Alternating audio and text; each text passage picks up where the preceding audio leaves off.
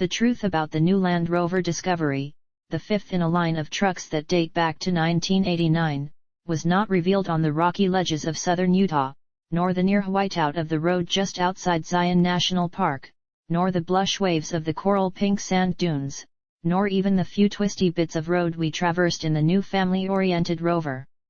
Although the vehicle acquitted itself admirably in all of these circumstances, the essential truth of this 5 or 7-seat utility came instead from Massimo Frascella, the car's exterior designer, over after-dinner drinks and cigars at a posh resort/bunker in the southern Utah hinterlands.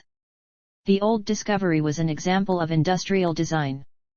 The new one is a car design, he said. As if to highlight this point, Land Rover parked a version of each of the 5 generations of Discovery on a rock stage outside of our hotel. The first 2 generations were, as Frascella says, industrial simple folded metal around mechanicals now so rudimentary and old that we're convinced most of their lubricants are whale-based.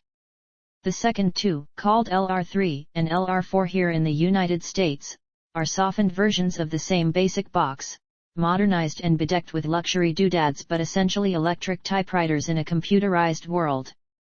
The fifth version, which goes on sale in June, doesn't look a bit like those machines. It looks instead like a modern family vehicle that happens to be done in the Land Rover vernacular. Its nose is smooth and eased back as if eroded by wind. The cabin volume is pushed rearward and polished soft. The rear end is most unusual. The rear corners are not corners at all but are wide radius curves. It looks, from the rear view, not so much like a Discovery or any other SUV, but like a cargo-carrying cartoon spaceship piloted by the good guys.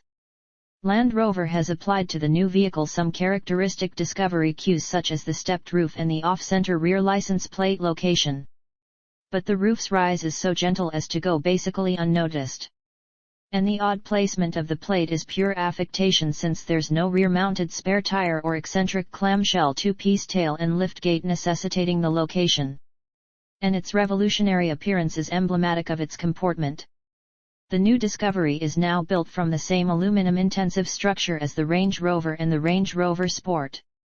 That, according to Land Rover, helps the new Ute drop roughly 830 pounds compared with a similarly equipped LR4. While we'll need to get one on our scales to verify that number, the latest Range Rover did not deliver on its claimed mass reduction when we weighed it. The diet helps explain the new Disco's improved fuel economy, up 1 mpg in the city and 2 on the highway compared with the last LR4 equipped with the same supercharged 3.0-liter V6 engine and 8-speed automatic transmission.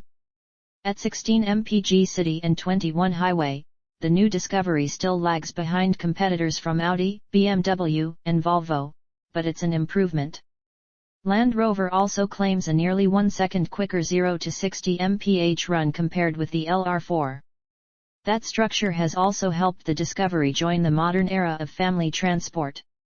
We have vivid recollections of the old Discovery scaring us silly on twisty roads.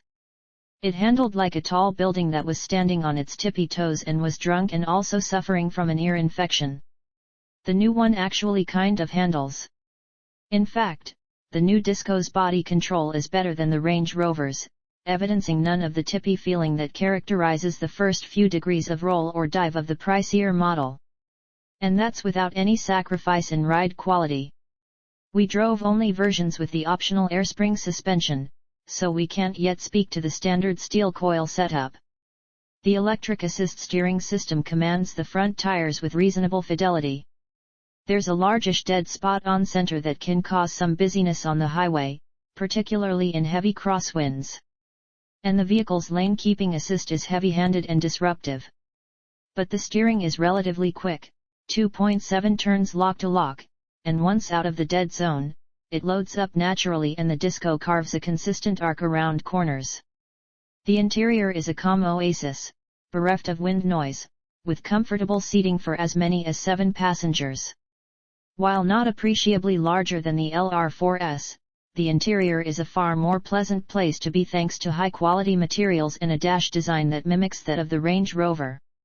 This being the family vehicle of the Land Rover lot, the company has carved out multiple stowage cubbies, even a small one hidden behind the HVAC control panel, and fitted the thing with up to 9 USB ports.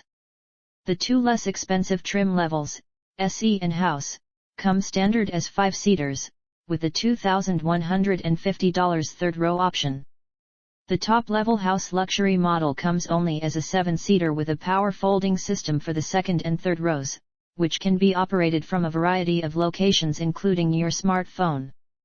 We found ample head and legroom in all seating positions. The huge rear hatch affords easy access to a class-competitive cargo hold.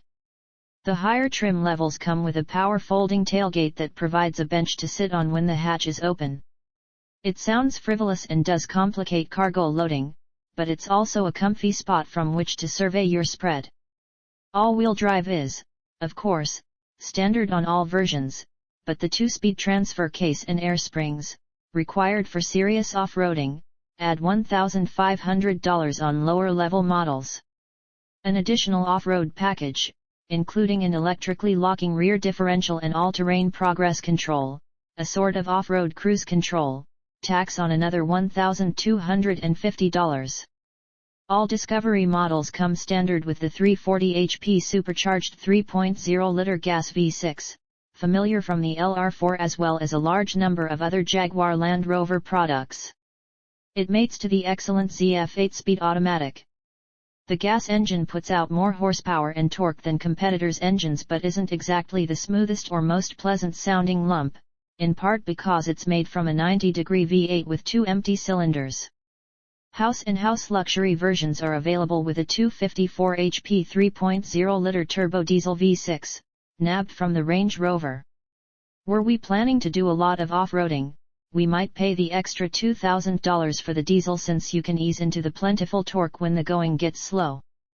But on the open highway, the diesel-powered Disco had a harder time gathering the necessary speed to pass slow-moving traffic.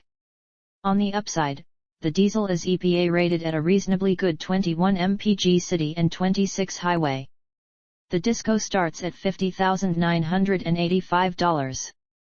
But that's for the entry-level SE, which locks you out of the diesel engine and some luxury and driver assist options.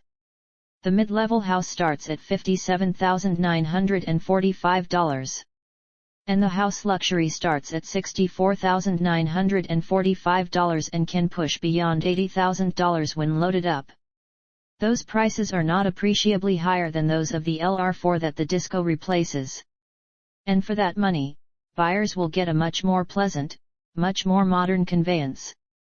Surely, some Rover aficionados will eschew the new Disco and its smooth, modern ways.